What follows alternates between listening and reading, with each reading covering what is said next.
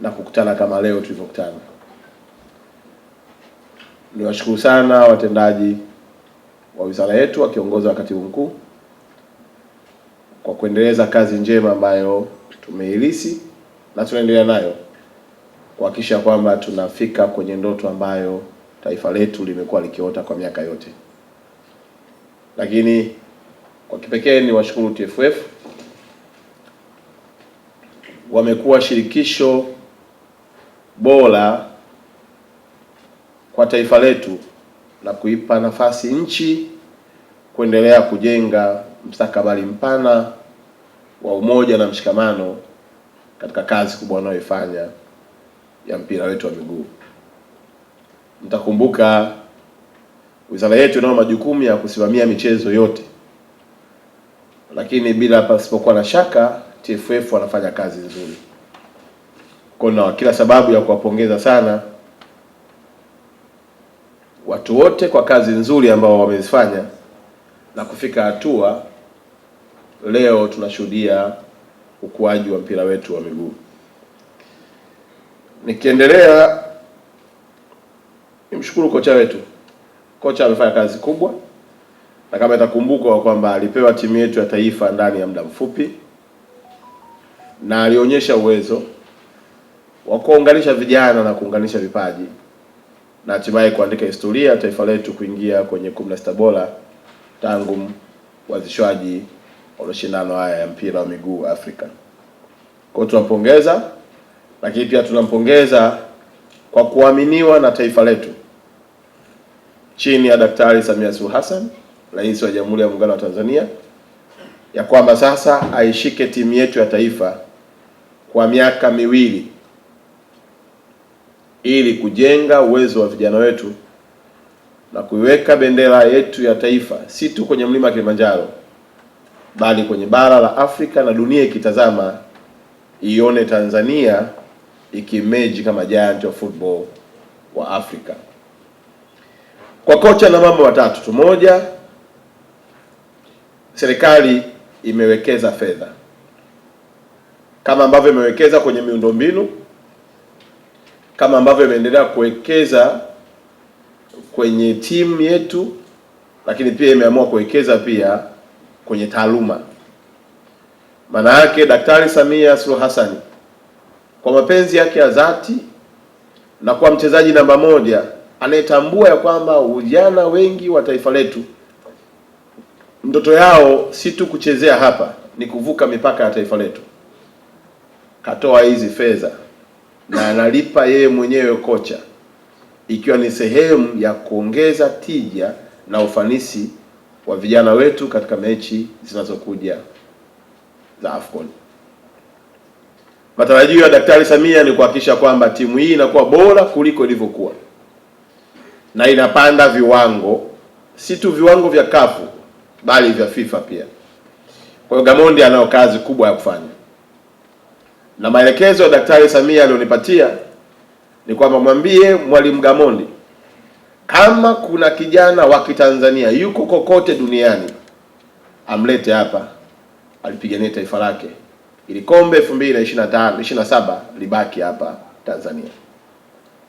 Kwa Gamondi amepewa uwanja mpana zaidi wa kwamba akiona kuna kijana yuko Spain, yuko Arabuni, yuko Marekani, yuko kwenye nchi nyingine yote, lakini ni Mtanzania na anaona na kipaji na anafanya vizuri kule aliko, Rais ametupa kibali cha kuwaita watoto wote wa Kitanzania kurejea nyumbani kwao kulipigania taifa lao. Mashindano haya ya mpira yanaweza kutafasirika kwa lugha nyepesi kama ni michezo tu, lakini ndugu zangu, ni uchumi, ni umoja wa taifa letu, lakini ni heshima ya bendera yetu ambayo tumeipigania kupitia waasisi wetu na kujenga uhuru tunaofurahia leo hii. Kwa la pili au la tatu kwa Mwalimu Gamondi ni kwamba kikosi hiki ni mali yake kuanzia hivi leo alivyosaini. Kwa anapaswa kuandaa program nyingi as much as possible kujenga uwezo wa vijana wetu. Kwa tunayo matarajio ya kwamba kuanzia leo hii, maana yake Mwalimu Gamondi akikaa na TFF na kushirikiana na baraza letu la michezo, wanao wajibu wa kutengeneza program za kuwanoa vijana hawa ambao wanataka kutetea heshima ya taifa letu. Haiwezekani mashindano haya yakafanyika kwenye nchi yetu alafu sisi tukawa wa kwanza kutoka. La hasha. Sisi tunatakiwa tutoke na kombe.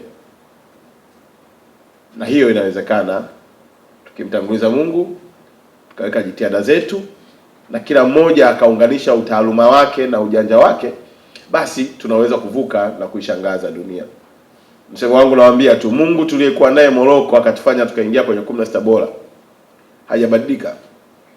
Bado ni yule na yuko hapa hapa Tanzania, na atatusaidia kwa mapenzi ya mema ambayo rais wetu anayoonyesha kwa mchezo wetu, itatuvusha na kutufikisha kwenye hatua kubwa. Kwa hiyo nataka niseme haya mambo matatu, ya kwamba mjue ya kwamba Daktari Samia amekubali kuwekeza kwenye sports. Na si kwa sababu tu kuna mashabiki wengi, bali kwa sababu anajua ni ndoto za watoto wengi wa Kitanzania wanatamani siku moja nao wakae mahala waandike historia kupitia vipaji ambavyo Mungu amewapa. Kwa malipo yote ya kocha yanatolewa na Rais wa Jamhuri ya Muungano wa Tanzania Daktari Samia Suluhu Hassan. La pili, ametoa kibali, na naomba kutumia fursa hii kutoa wito, kijana yoyote wa Kitanzania kokote kule aliko duniani ambaye yeye ni mwanasoka, ni mchezaji mzuri, awasiliane na TFF, awasiliane na baraza letu la michezo. Tunawahitaji mrudi nyumbani kuitetea bendera ya taifa lenu. 2027 hatuna mchezo, hatumwi mtoto. Maanake ni maamuzi ya nchi. Lazima heshima ya taifa letu tuilinde, tuitetee, tuipiganie na tuonyeshe dunia kwamba tuko tayari. La mwisho ni kwamba leo kocha tumemkabidhi timu yake ya taifa. Kwa hiyo yeye na technical team yake watatengeneza program as much as they can kuhakikisha kwamba vijana hawa wananolewa. Ikiwezekana kama kuna chakula maalum chakula, lazima tuanze kujiandaa na aina ya vyakula vijana wetu kula. Nakumbuka nilipeleka vijana wangu kule Arusha kwenda kwenye mashindano Marrakesh ya kuendesha pikipiki.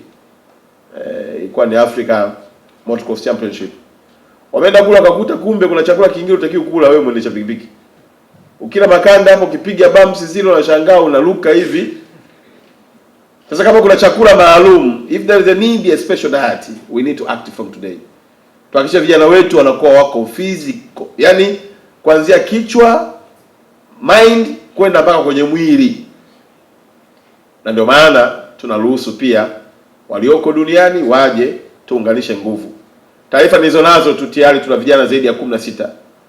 Na tukiendelea kuwaunganisha tunaweza kujikuta tuna timu kubwa sana, na hiyo ndio fahari ya nchi yetu. Kwa hayo naomba niishie hapo kwa upande wa kocha wetu, lakini niendelee kumpongeza na niseme tena hongera sana TFF. Na siku zote wanawaambiaga watu kazi unayofanya ndio unaweza kudemand hela. Kuna watu wanaanza na hela kabla ya kazi. Wanaanza nini?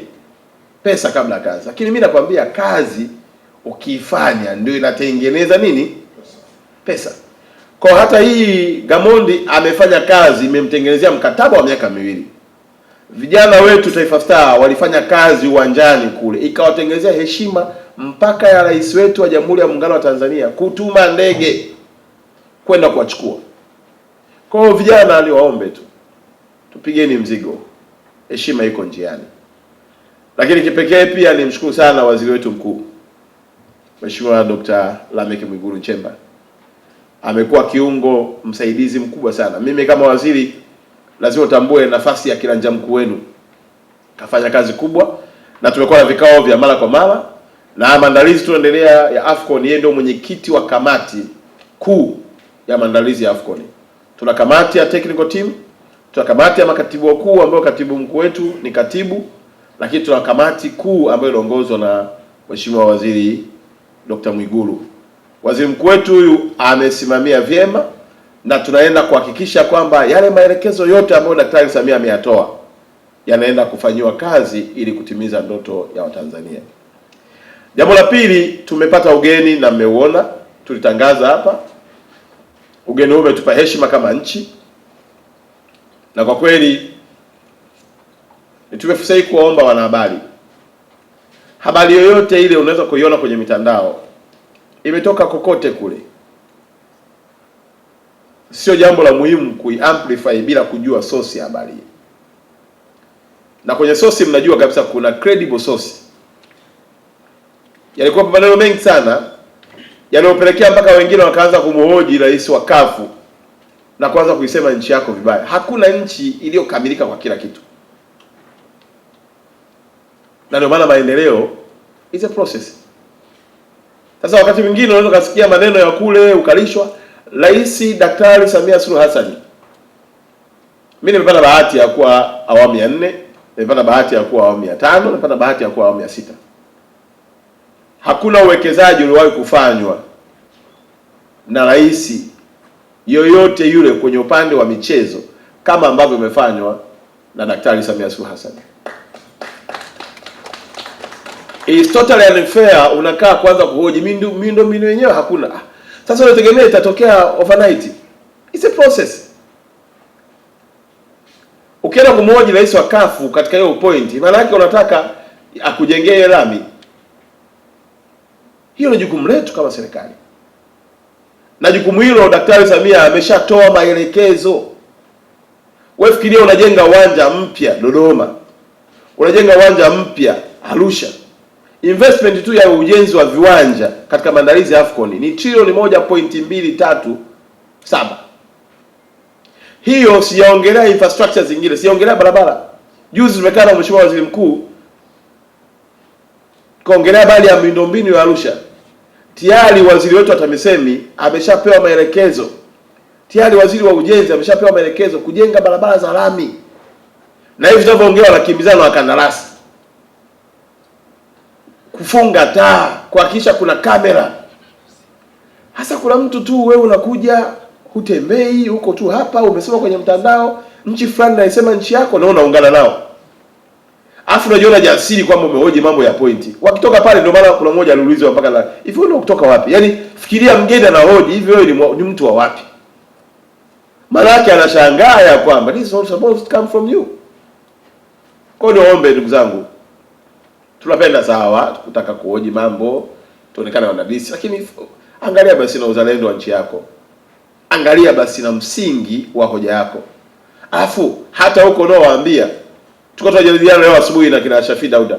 Tulikuwa Morocco, tunajua Morocco pamoja na utajiri wao wote waliishiwa magari kwa standard za kafu, ilibidi wakakodi magari kutoka Ufaransa. Wakija hapa kwa maandalizi yetu ya AFCON mpaka AFCON yenyewe. Yaani kama kuna mtu ana gari yake ajiandae tu kukodisha. Kwa sababu magari yatatakiwa sio chini ya magari 500. Angalia uchumi unaokwenda kutengenezwa. Angalia watu watakaouza vyakula kwenye zile hoteli. Angalia ndugu zetu wanaofanya kazi kwenye hoteli watakapozidi kupata posho zao. Kwa hiyo ukiangalia mzunguko wa uchumi utakuwa ni mkubwa sana. Tutafuteni kujenga image ya nchi yetu, tutengeneze fursa kwa ajili yetu pia. Kwa hiyo ningeomba sana kuanzia leo kwa sababu ndio kazi inaanza.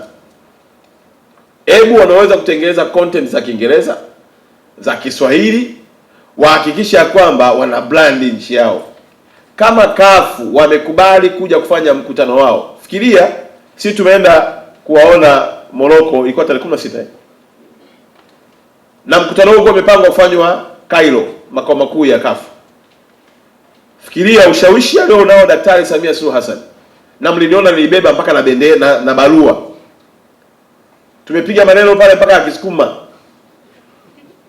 Jamaa wamekubali, wamekuja kufanyia mkutano wapi? Kwetu. Bado wewe huoni faida. Kwa niombe sana. Tuendeni tukaijenge image ya Tanzania. Na mashindano haya kwa kuwa yapo, basi hatuna budi kuijenga image hiyo, tupate wageni wa kutosha, tufanye mashindano makubwa mazuri na tuhakikisha kwamba kombe linabaki lakini heshima ya taifa letu inalindwa. Sambamba na hilo, niwaombe tena ndugu zangu waandishi wa habari, tutakuwa na ziara ya kutembelea miradi. Tutawachukua waandishi wa habari wote wa michezo wote, na mtapata maelezo ya kina ya kila hatua na kwa kuona kwa macho yenu wenyewe, ili mnapokuja kujenga uwezo, mnajenga uwezo wa Watanzania kuelewa wapi nchi yao inaelekea. Zanzibar kazi inakwenda vizuri sana, viwanja vinakwenda kwa kasi kubwa, na sisi matumaini yetu ya kwamba kwa asilimia kubwa ya mashindano ya AFCON yatafanyika Tanzania. Ni matumaini yetu makubwa kwamba yatafanyika Tanzania, kwa sababu maandalizi tulionayo kwa upande wa Zanzibar na upande wa bara ni makubwa, na tutakuwa na viwanja vingi, na ni heshima kwetu kufanya mashindano hayo kwa asilimia kubwa kabaki kwenye nchi yetu. La tatu, BMT. Nafikiri watendaji mko hapa. Mwezi huu wa kwanza huu, mimi na mwezi mmoja sasa hivi. Sasa kaeni na wenye mashirikisho mengine. Tunataka kuiona michezo yote imenyanyuka na imefika kwenye level angalau kuipita michezo inayoratibiwa na TFF. Nchi yetu ina vijana wengi wenye vipaji wanaoota usiku na mchana kutumia vipaji vyao kutengeneza uchumi wa maisha yao na familia zao. Sisi kama wasimamizi wa michezo hiyo lazima tuifufue, tutengeneze platform ili ndoto na vipaji vilivyopo ndani ya taifa letu vipate kuonekana. Na nasema haya kwa sababu ninaona mashirikisho mengine hayajaamka bado. Kayaamsheni. Na mkikaa na viongozi mwambieni, ukiona kiongozi amegombea mara ya kwanza, timu anazosimamia haziendi kokote, mara ya pili, yani unampaje tena fomu huyo mtu aendelee kuwa kiongozi? Ifike hatua washindane, yani hiyo ni bandika bandua, wakitoka TFF wanakuja hawa, wakitoka hawa wanakuja hawa, wakitoka hawa wanakuja hawa, kwa sababu fursa hiyo tunazo. Kwa hiyo niwaombe sana BMT, kaeni na mashirikisho yote na fanyeni tathmini ya kina ya kuona kwa nini hatuingii na kurejea nyumbani na vikombe, hata medali tu.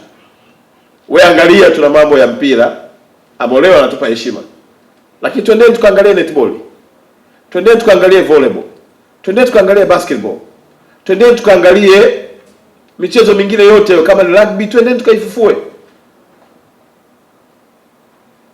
Michezo iko mingi, ukiangalia tu duniani hapa, michezo hiyo registered ambayo inatambulika duniani na ina mashirikisho iko zaidi ya 2000. Michezo 2000, tukiamua kila siku kucheza michezo kwa mwaka mzima, tunaweza kucheza michezo 6 kila siku bila kujirudia kwa mwaka mzima. Sasa leo hii tunaongelea tu mpira wa miguu, tukitoka kidogo tunarudi kwenye netball, kidogo tunarudi kwenye mpira wa miguu, tukitoka kidogo tunaongelea ngumi, tunarudi kwenye mpira wa miguu. Hatuwezi kuwa na michezo michache kiasi hicho wakati taifa hili na vijana wengi, na ukiangalia kwenye demography unaona kabisa namba jinsi ilivyo kubwa ya vijana ambao wengi wangejikuta wanatumia vipaji vyao, na tungepunguza tatizo la ajira kwenye nchi yetu. Kwa hiyo BMT, mkae mkao wa kula. Sasa ukiona mashirikisho yanafanya kazi zile zile, basi tutagundua kwamba kumbe hii ndio mnaowalea wafanye hizo kazi. Na bahati nzuri upande wangu huku aibu haipo. Nataka matokeo. Unajua Msigwa hapa anamwangalia mtu anaanza kusema, sasa unajua huyu mtu ukimwambia hivi aweza kujisikiaje? Sasa mimi nawaza watu wangapi wanakosa ajira kwa sababu ya uzembe wa mtu mmoja anayekalia kiti. Na wao wanajisikiaje huko nyumbani wanapokosa chakula? Kipaji anacho, uwezo nao, lakini hakuna platform aliyotengenezewa ya kumsaidia kupiga hatua. Kwa hiyo niwaombe sana BMT, tafuteni uwezekano wa kukutana na mashirikisho yote, na viongozi lazima wajue wanayo kazi ya kujenga uhalali wa heshima ya uongozi walionao wa kushirikia hayo mashirikisho. Mimi natamani kufika hatua tuone hapa Tyson anakuja kuamua ngumi. Maana yake ukimleta mtu kama huyo unakuza michezo yenu pia. Nataka tuone watu wakicheza michezo. Mimi nakwambia kama ile rugby raha yake ni kwamba kuna kwa mfano hapa Tanzania, nyinyi unaona kuna mabausa wengi. Kwenye mchezo wa rugby kuna watu kazi yao ni anasimama mahala hapiti mtu. Likikaa kama limekaa kama ukuta. Sasa hiyo ni hela. Kwa na mwili wa namna hiyo tu ni hela. Kuna wale wengine ambao wanachukua mpira na kimbia nao kiasi kwamba ukitaka kumnyang'anya humnyang'anyi, ni hela. Sasa haya yote lazima tuyanyanyue, na mimi natamani katibu mkuu, tukirudi hapa turudi na jambo la shirikisho jingine. Mpira wa miguu wakati wanaendelea hivi na mashirikisho mengine yanafanya kazi yao vizuri. Sambamba na hilo, kwa BMT ninafahamu na nichukue fursa hii pia kwanza kupongeza timu zetu 4. Sizipongezi kwa sababu zimetolewa, lakini nazipongeza kwa sababu zimefanya kazi ya kuweka alama ya taifa letu. Timu yetu ya Simba, timu yetu ya Yanga, timu yetu ya Azam pamoja na ndugu zetu wa Big Star kutoka Singida. Kuwemo tu kwenye mashindano hayo ni heshima pia. Na mnafahamu ya kwamba Tanzania tumepata nafasi ya kuwa na timu 4. Na ndoto ya kila Mtanzania ilikuwa ni kwenda kwenye robo finali. Yaliyotokea uwanjani ni dakika 90. Hatuwezi kuamua tofauti, lakini mimi nawapongeza kuanzia uongozi wao, uongozi wa Simba, uongozi wa Yanga, uongozi wa Azam pamoja na Singida Big Star kwa kazi kubwa nzuri walioifanya ya kufika hatua ya kupeperusha bendera na kufanya mataifa yaje kwenye nchi yetu kuja kucheza na wao, kwa sababu wasingeingia tusingepata hizo pesa ambazo ndugu zetu wenye hoteli, migahawa, watu wa chakula wameweza kuzipata. Lakini tuwatia moyo, ni wakati wa kujiandaa vizuri pia kwa mashindano yajayo. Mwisho wa kutoka kwenye mashindano haya sio mwisho wa mashindano. Maana wameusoma mchezo, wameelewa mbinu, kwa ni wakati mzuri wa kujipanga kuhakikisha kwamba mashindano yajayo basi twende mpaka nusu finali, tusitoke mapema kama ambavyo imetukuta hivi jana. La mwisho katika hilo eneo, nafikiri msajili wa michezo yuko hapa. Naam? Aliweza msajili wa michezo wako, na mtu kasogea pale. Ni wewe? Okay. Msajili wa michezo, nilitaka mkamilishe taratibu za Simba.